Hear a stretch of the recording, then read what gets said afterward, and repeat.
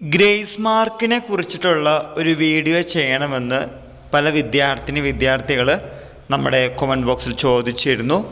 അപ്പോൾ നമ്മളിപ്പോൾ പറയാൻ പോകുന്നത് ഡിഗ്രി വിദ്യാർത്ഥികളുടെ ഗ്രേസ് മാർക്കിനെ കുറിച്ചിട്ടാണ്.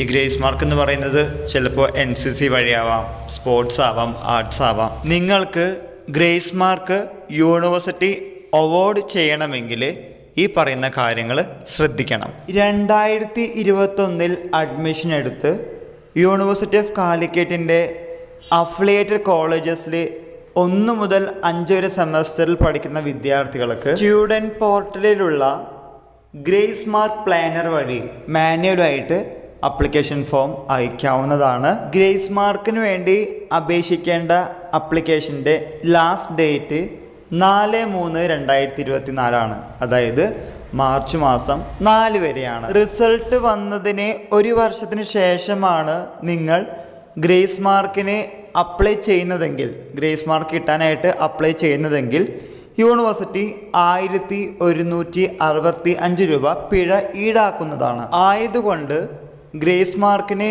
അർഹതയുള്ള വിദ്യാർത്ഥികൾ സ്റ്റുഡൻറ്റ് പോർട്ടലിൽ മാനുവലായി അപ്ലിക്കേഷൻ ഫോം ഫില്ല് ചെയ്ത് മുന്നോട്ട് പോവുക. നിങ്ങൾക്ക് ഗ്രേസ് മാർക്ക് കിട്ടണമെങ്കിലാണ് പറയുന്നത്. ഈ വിവരം നിങ്ങളുടെ ഫ്രണ്ട്സുമായും ഷെയർ ചെയ്യുക. എല്ലാവർക്കും ഒരിക്കൽ കൂടി നന്ദി, നമസ്കാരം.